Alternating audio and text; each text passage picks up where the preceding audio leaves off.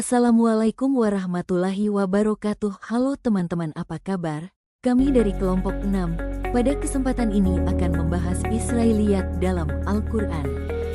Definisi Israiliyat dalam Al-Quran. Secara etimologis, kata Israiliyat merupakan bentuk jamak dari kata Israiliyah, nama yang dinisbatkan kepada kata Israel, bahasa Ibrani, yang berarti Abdullah, hamba Allah. Dalam pengertian lain, Israiliyat dinisbatkan kepada Nabi Yakub bin Ishak bin Ibrahim.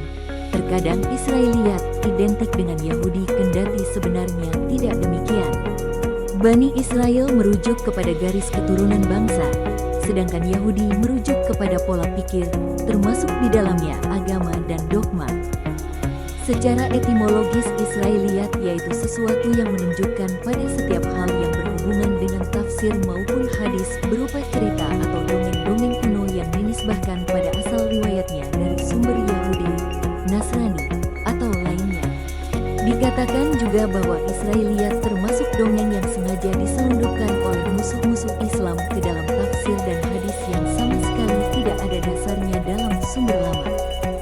Sejarah Israiliyat. Sebelum Islam datang, ada satu golongan yang disebut dengan kaum Yahudi, yaitu sekelompok kaum yang dikenal mempunyai peradaban yang tinggi dibanding dengan bangsa Arab pada waktu itu.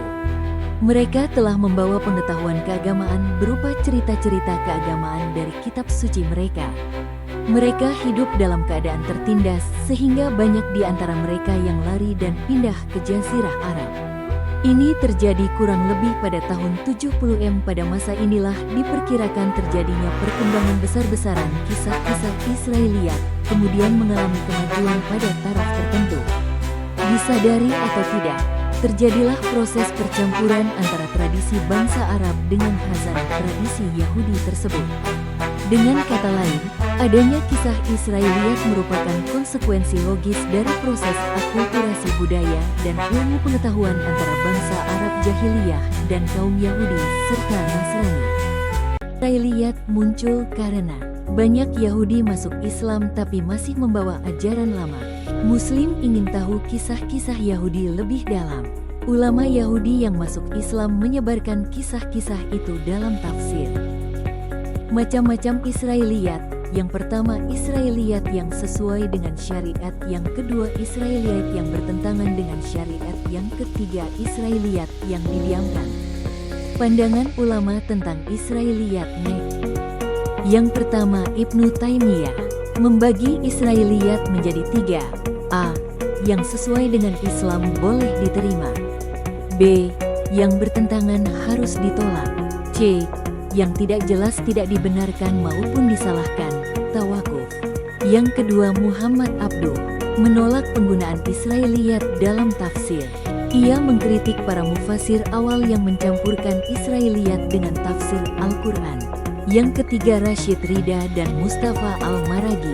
Sebagai murid Muhammad Abduh, mereka sepakat bahwa Israiliyat menyimpang dan tidak cocok dengan ajaran Islam. Yang keempat, Imam Ahmad. Berdasarkan hadis Nabi, beliau melarang mengambil ilmu dari ahli kitab karena bisa menyesatkan. Kelima, Ibnu Katsir memperbolehkan Israiliyat yang masuk akal dan menolak yang tidak rasional atau kemungkinan besar dusta. Keenam, jumhur ulama. Israiliyat boleh diterima jika tidak bertentangan dengan Al-Quran dan hadis. Jika bertentangan ditolak. Jika tidak diketahui kebenarannya, tawakuf, berhenti tanpa sikap menerima atau menolak. Ketujuh, Ibnu Khaldun membolehkan mengambil informasi dari ahli kitab dalam tafsir, tapi tetap harus selektif dan kritis. Mayoritas ulama sepakat bahwa Israiliyat harus disikapi dengan hati-hati, diterima jika sesuai syariat, ditolak jika bertentangan, dan tawakuf bila tidak jelas. Sisi baik dan buruk Israiliyat. Sisi baik Israiliyat menambah pemahaman sejarah dan konteks, khususnya kisah para nabi dan peristiwa besar, misalnya Nabi Musa dan Laut Merah. Memberi rincian tentang kehidupan nabi-nabi yang bisa memperkaya wawasan moral dan spiritual. Membangun penghubung antaragama dengan menunjukkan kesamaan nilai antara Islam, Yahudi, dan Nasrani, mendorong dialog antaragama. Sisi buruk Israiliyat, banyak riwayat tidak sahih, lemah sanadnya atau bersumber dari pihak yang tak dapat dipercaya. Berpotensi menyimpang dari ajaran Islam, seperti mengubah karakter Nabi atau bertentangan dengan tauhid. Menimbulkan keraguan dan kebingungan, jika diterima mentah-mentah tanpa filter syar'i. Mengalihkan fokus dari Al-Quran dan hadis sahih, membuat sebagian umat lebih tertarik pada cerita tambahan daripada ajaran utama Islam. Kesimpulan, Israiliyat adalah cerita atau dongeng kuno yang berasal dari tradisi Yahudi, Nasrani, atau lainnya, dan masuk ke dalam tafsir dan hadis Islam. Beberapa di antaranya disusupkan oleh musuh Islam untuk merusak akidah umat. Asal mula munculnya Israiliyat, banyaknya orang Yahudi yang masuk Islam, keingintahuan kaum muslim tentang sejarah Bani Israel, ulama Yahudi yang masuk Islam dan membawa riwayat mereka, sikap ulama, jumhur, diterima jika tidak bertentangan dengan Al-Quran dan hadis, ditolak jika bertentangan, jika tidak jelas kebenarannya tawakuf, diam, tidak membenarkan atau menyalahkan.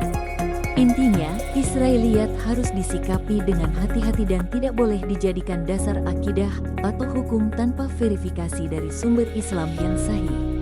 Sekian dari video kami, thanks for watching. Kurang dan lebihnya terima kasih. Wassalamualaikum. Jangan lupa like, comment and share.